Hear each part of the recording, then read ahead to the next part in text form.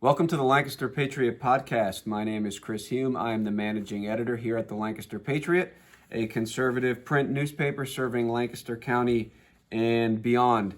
Well, today we have Lancaster County news and commentary for you. So let's begin with our first story today. This is the headline from WITF, a story written by Gabriela Martinez.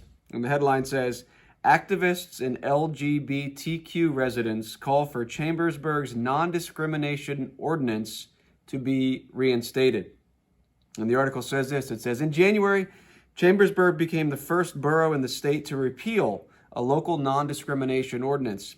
2 months later, LGBTQ advocacy groups continue to raise awareness about why, they say, LGBTQ specific protections are needed to protect youth. The law passed in September. A new council repealed it in January. Those who voted for the repeal said the ordinance would be redundant because the Pennsylvania Human Relations already handles discrimination claims, and Republican council members also say the ordinance has no teeth because it does not include penalties, end quote. So let me say that we should not have non-discrimination ordinances for LGBTQ plus or whatever. That's a made-up name, LGBTQ plus, for a make-believe idea that you can change your sexual identity. It's not a community. It's not a group. It's not something we should recognize. It's not something we should have any ordinances or laws for, any non-discrimination ordinances. Absolutely not. There should be no laws, no ordinances to prop up this, what is really an abomination in our state, in our nation, in our county, which we'll see in a minute because this comes back to Lancaster County.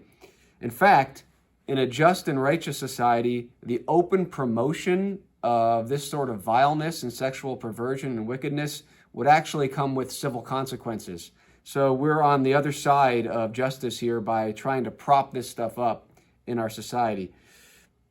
The text also says, it quotes A.J. Scruggs, who's a representative from a trans advocacy group called Take. And he said, quote, "My biggest thing is that we need to get behind these kids. This protection that's being repealed is not just protecting trans adults like myself." And listen to this. This is cringeworthy right here. "But it's protecting these trans babies. We need to be the ones to stand up for our children because they cannot act for themselves." Now, if that doesn't make you sick, I mean, trans babies, there's no such thing as trans anything. It doesn't exist. It's made up. There's male and female.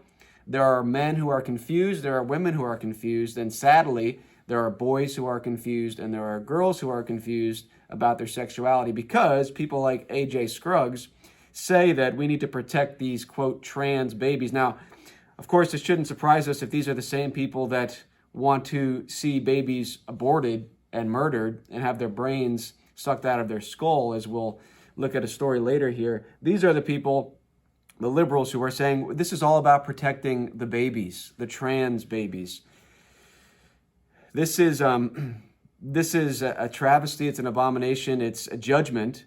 And these people, they're confused as far as the children. The children are confused. There are children that would claim this title, but it's only because adults like Scruggs and other liberal leaders who promote this evil have brainwashed and confused these children. So it's people like Scruggs and a local pastor, and I'm hesitant to even use that term that I'm about to mention here in Lancaster County, who promote this perverted worldview that leads to this confusion. The story from Martinez goes on. It says, Milo Stopura, a 20-year-old from Chambersburg who identifies as genderqueer, shared painful experiences of being bullied as a high school student. It says they said, but it should be she said.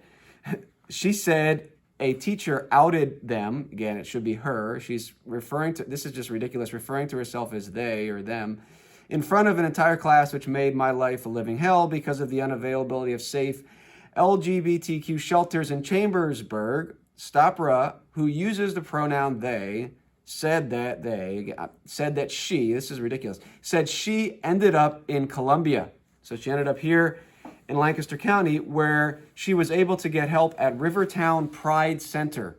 Rivertown Pride Center, an LGBTQ advocacy group that serves as a welcoming space for youth and adults from Lancaster and York. It is led by Pastor Mark Harris, end quote. So enter now Mark Harris. Now again, this man does not deserve the title of pastor.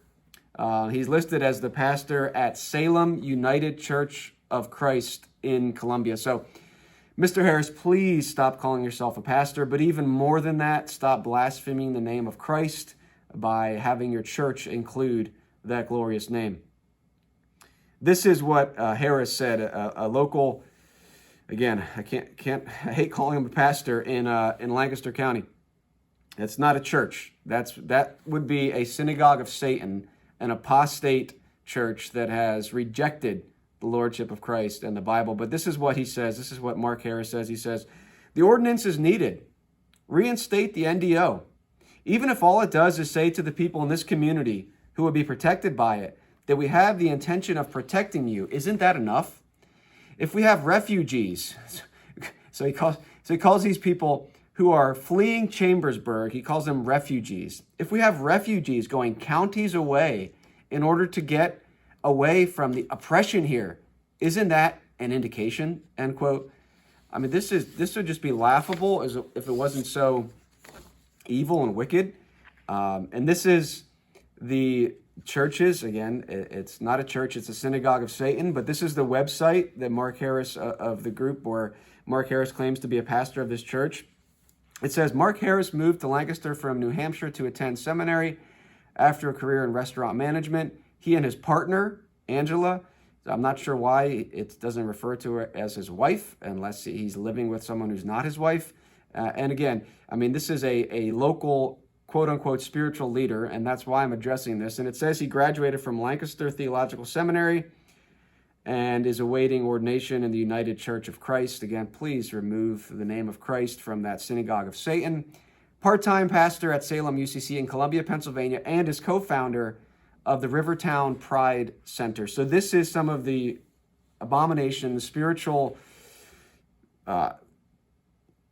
just spiritual heresy and just apostasy is the best term for it, that is occurring in Lancaster County. This man saying, we have refugees, trans refugees fleeing to Lancaster County because of the oppression in Chambersburg against their lifestyle. The church's website has some sort of pride flag logo, and it says that it's an environment that strives to welcome and include all into the full life of the church without limitation or boundaries, regardless of age, race, ethnicity, culture, gender, here it comes, sexual orientation, economic condition, or mental or physical disability. Now, of course, some of those things are good. We're not going to limit people's life in the church based on their race and their economic condition. Those are biblical. But when you start to add sexual orientation and gender, and when you mean by that rejecting the gender God gave you and claiming something else for yourself, this is clearly an institution that has long ago abandoned biblical truth. So he serves at this quote-unquote church and at the Rivertown Pride Center in Columbia. And for the Facebook page of the Rivertown Pride Center in Columbia, Pennsylvania, it says, it's a fledgling LGBTQ plus resource center aiming to provide support and resources to the community. We opened our doors on National Coming Out Day, October 11th, 2021, end quote. So there you have it, right in Lancaster County. And this is not even in the city of Lancaster. This is Columbia.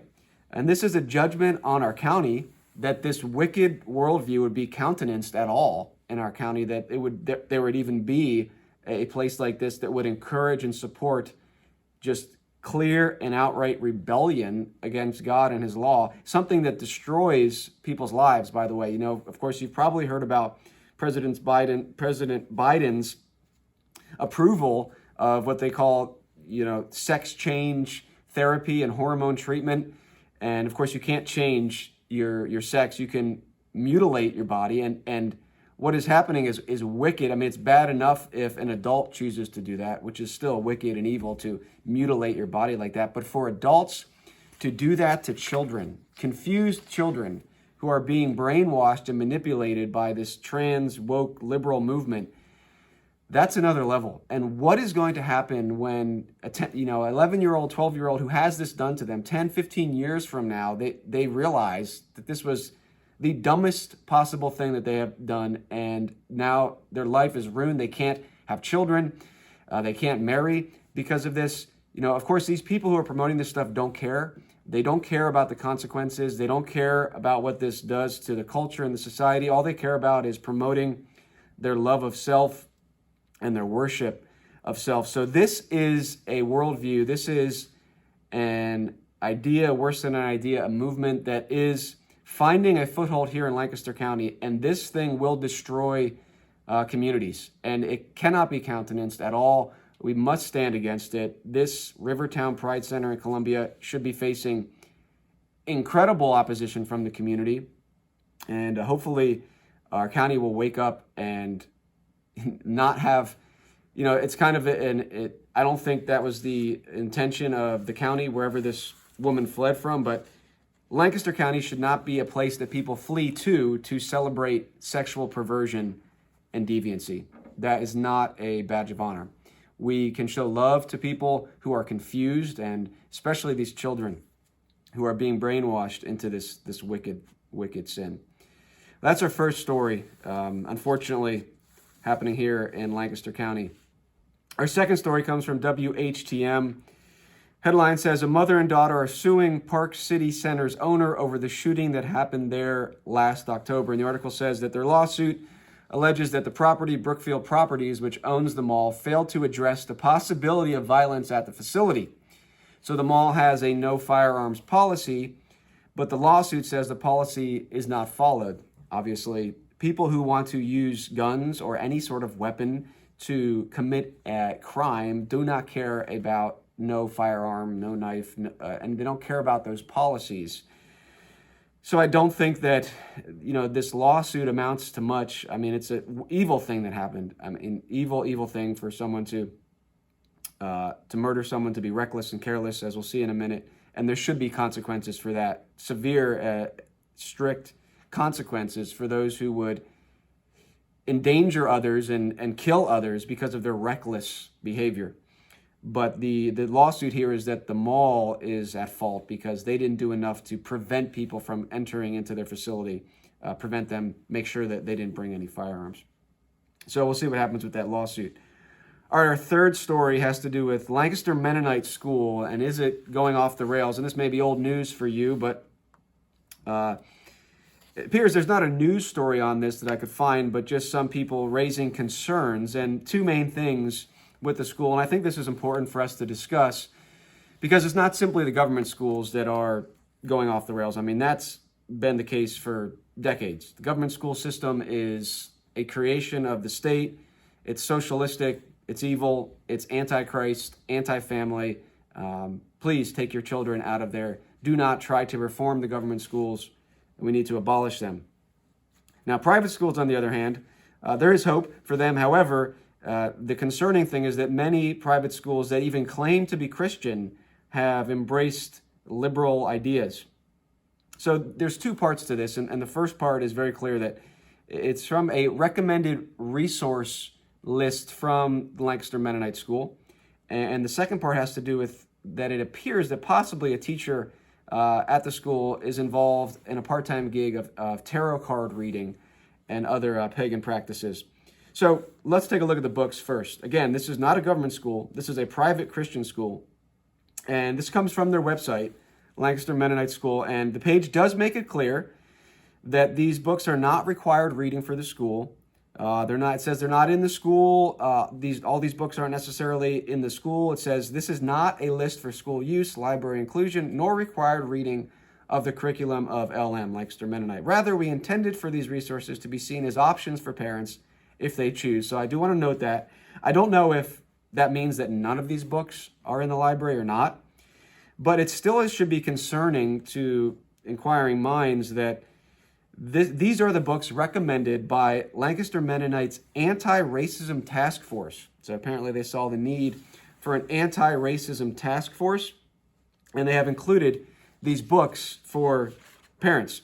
So I just want to look at a couple of these books to let you know what a local Christian school is recommending to parents as far as a resource to approach racism. I mean, racism is a topic that you could look at from a biblical perspective, no question about it.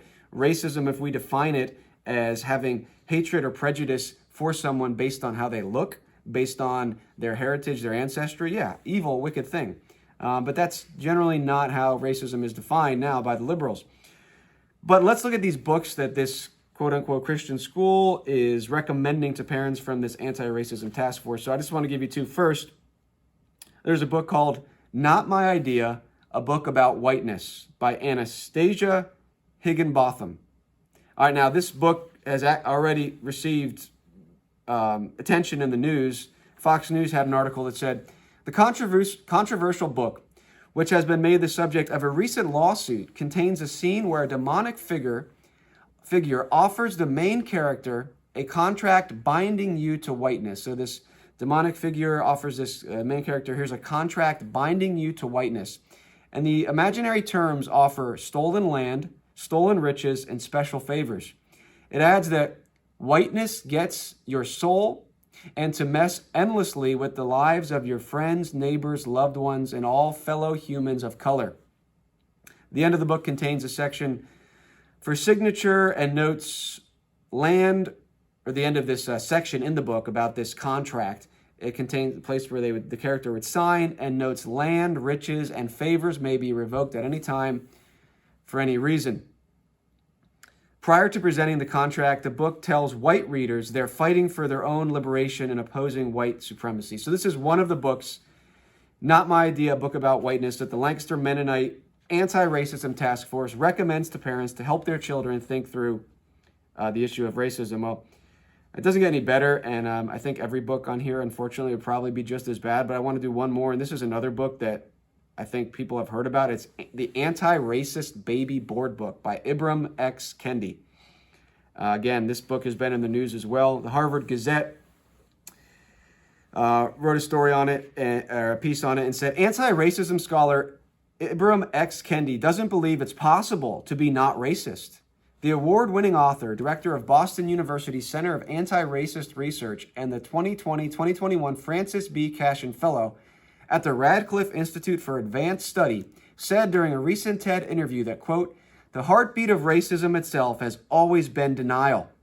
And the sound of that heartbeat has always been, I'm not racist. And so what I'm trying to do with my work, he says, is to really get Americans to eliminate the concept of not racist from their vocabulary and realize we're either being racist or anti-racist. I mean, it's not even worth the time to get into this garbage. It's more of the same, claiming that, everybody's, you're a racist or anti-racist. There's no people out there that are just not racist and haven't given this much thought. This is, again, along the lines of saying, accusations that if you're white, you're automatically racist. This is not a biblical approach to the problem. Okay, there is a problem with racism in human history. There always has been. It's not unique to American history. And as long as there is sin in the world, there always will be tribalism and one culture thinking they're better than another. The solution is not this garbage. The solution is the Bible and biblical law and biblical justice. So how a supposedly Christian school in Lancaster County can promote this stuff is a serious, serious problem. Now, that being the case, this second thing shouldn't come as much of a surprise. And, I don't know how much of this is accurate, but it appears that Bright Wing Tarot, which is a business and a Facebook page classified as an astrologist and psychic, is operated by a teacher at the school. So maybe more will come of that, maybe not. But again, it wouldn't surprise me if a school that promotes these types of books also has what pretty much amounts to a practicing witch on their staff. Doesn't surprise me. Deuteronomy 18:9 through 12. Let me just read this before we move on to our hate crime. When you come into the land that the Lord your God is giving you, you shall not learn to follow the abominable practices of those nations. There shall not be found among you anyone who burns his son or his daughter as an offering, anyone who practices divination or tells fortunes or interprets omens, or a sorcerer or a charmer or a medium or a necromancer, or one who inquires of the dead. For whoever does these things is an abomination to the Lord. And because of these abominations, the Lord your God is driving them out before you. And we'll leave it at that for the local stories. Of course, we have our hate crime, and it is a sad one, and our story after that is another sad one. So let's move now to our hate crime section. Well, this comes from WHTM, and a local woman has died as a result of the reckless driving of a Maryland man. So WHTM reports that a Maryland man has been charged after a police chase that began in Chester County and later resulted in a fatal accident in Lancaster County. So on April 4th, so that was 3 days ago, at 9:08 a.m., a PA state trooper attempted to stop a vehicle in Honeybrook Borough, Chester County, that was displaying a stolen registration plate. The vehicle fled west, and a pursuit was initiated that continued into Lancaster County westbound on State Route 23. And this is still from the story from WHTM. State police say the pursuit continued onto the 2700 block of Main Street in Carnarvon Township, probably saying that wrong, Lancaster County, where a second vehicle attempted to turn left into the Conestoga Christian School parking lot. And this is where the accident happened. So the fleeing vehicle, the reprobate man who was driving a vehicle, stolen plates, later found out he was on drugs, an evil man, careless man.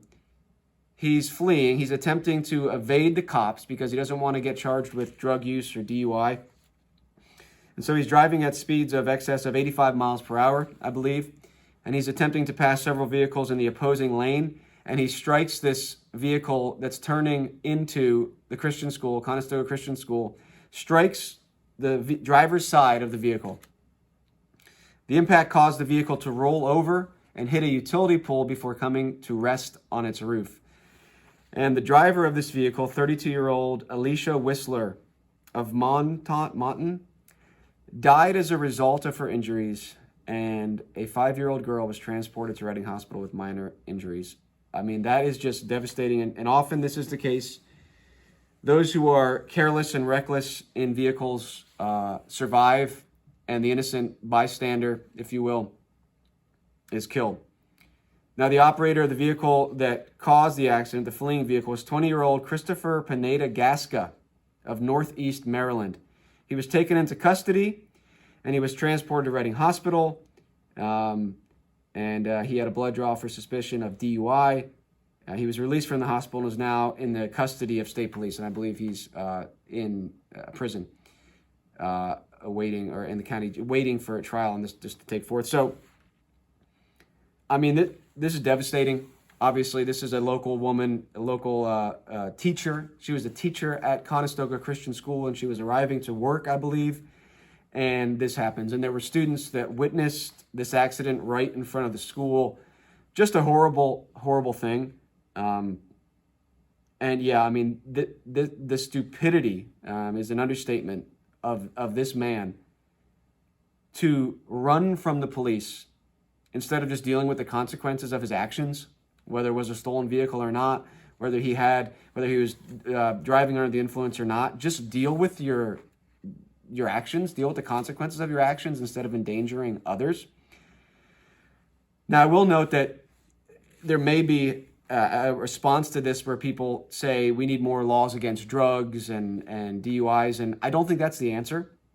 The answer is not for laws against drugs, just like the answer for people who murder people with guns is not laws against guns. It's laws against the crime. In this case, reckless homicide. And this is a man who apparently has a track record, even in this short snippet of vehicle with stolen registration, driving under the influence, and recklessly endangering and killing someone. This is a man who seems to fit the reprobate man category in the Bible. And the consequence for this should probably be execution. Of course, there should be a trial. We should look at this, but the consequences should be what we would call severe, but biblically they would be just. And the solution is not more laws against drugs, but more, I would not say more laws, but biblical laws against crime. And this was a crime. Not just an accidental homicide, an accidental death, but one caused by recklessness, where you know what you're doing can lead to death. This is not, the axe handle the axe flying off the axe handle. This is knowingly doing something that you know full well could kill someone. And that's our hate crime for today, because what he was doing was not motivated by love. It was motivated by hate of neighbor, even not, if not direct. He didn't know this woman would be there, but he was not showing love for his neighbors by recklessly driving through the community without any concern that his actions could endanger the lives of people who are innocent in this regard from his crimes. So that's a sad one. And we move on to our one story outside the county, which is just as sad, if not more. I mean, anytime there is shedding of innocent blood, it is a wicked thing, a sad thing, and something that God will judge. And so this is from the Daily Wire. This is an ongoing story. The Washington, D.C. medical examiner said it will not be performing autopsies on bodies of aborted babies that were turned into police last week. But pro-life activists and medical professionals say that the bodies show signs of illegal and gruesome abortion procedures. And these activists fear that the bodies will be incinerated before proper autopsies can be conducted. So again, this is ongoing. I don't think since the story ran, D.C. has had a change of heart. And this should not surprise us. D.C. law enforcement, it's kind of in their job description, their wicked role to run cover for the abortion facilities in our nation's capital. So basically what happened is, there's an abortion facility just down the road, I believe, from the White House, in the vicinity of the White House, that performs abortions. And all abortions are murder. I don't care if they are partial birth or the first trimester. They're all murder. But we still have some laws on the books that say you can't murder a baby after this point. And one of those laws is partial birth. It is still legal in this nation to murder a baby that is halfway out of the birth canal and halfway in. And a pro-life group intercepted what they describe it as a box of human bodies, babies, and most of them were first trimester, but some of them were essentially full-term babies. And they received these bodies. They contacted DC police.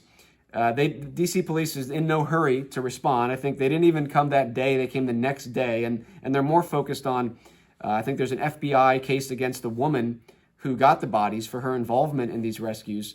Just blatant wickedness and support of abortion in DC. But this is also from the Daily Wire. It says, Republican Texas Representative Chip Roy tore into authorities Wednesday following news that DC officials do not plan to conduct autopsies. And Roy said this: last week, I was horrified and disgusted at the images of 5 unborn children who appeared to be aborted illegally in our nation's capital. That disgust has only grown with the new images of more than 100 other children, all at various stages of development, none of whom were even given a chance, end quote. And he's referring, again, to this box with dismembered baby remains of humans that members of Progressive Anti-Abortion Uprising, PAAU, told the Daily Wire they intercepted on its way to Curtis Bay Medical Waste Center. And again, there was 110 mostly pulverized babies who were aborted in their first trimester, as well as 5 babies killed through late-term abortions. And I encourage you, it's disturbing, but they did a press conference, this pro-life group. You know, they shared photographs of these babies. I mean, these are full-term babies and one of them had an incision in the back of her neck, and her brains were sucked out of her skull. This is what's happening in our nation's capital. This is what pro-aborts want. This is what they embrace, and this is what law enforcement in DC is defending. To say that it's bone-chilling is an understatement. This is the evil of abortion. This is the judgment on our society that is happening because we've abandoned biblical law. We've abandoned God's standard for justice. And so we have the confusion of embracing sexual perversion and mutilation of children who think that they're a different sex. And at the same time, the promotion of abortion and then the opposition to those who would oppose abortion. So Follow that story. That needs more attention. It's not getting much attention. Of course, those in Washington, D.C. do not want attention drawn to this. They want to continue to support the abortion clinics in D.C. So we don't need bills regulating abortion. Obviously, even with the ones we have, these people don't care because there aren't many consequences. The only just law against abortion is that abortion is murder at any stage in the pregnancy, and it will be prosecuted as murder, and the consequence should be execution. If you're going to murder a baby, you should be put to death. So that's our story here. That's our story outside the county. We'll have more for you coming up. Stay tuned. We have some interviews. We should have an interview with Dr. Zama, who is running for Pennsylvania governor. And he's made some comments recently about abortion and how he will not support any legislation that allows for the murder of a baby at any point in the pregnancy. So we're hoping to have him on either today or tomorrow. Have that posted for you. So stay tuned for that. Again, this is the Lancaster Patriot podcast. If you are not a subscriber to our newspaper, the Lancaster Patriot, go on to thelancasterpatriot.com. Subscribe today, $78. We deliver once a week right to your door. This is a print newspaper. We are bringing back conservative journalism here in Lancaster County, honest journalism. There's not much of a voice. A lot of the things you hear from the mainstream media has that liberal bias, and we want to be an alternative for you. So check us out, thelancasterpatriot.com. Until next time, God bless and Godspeed.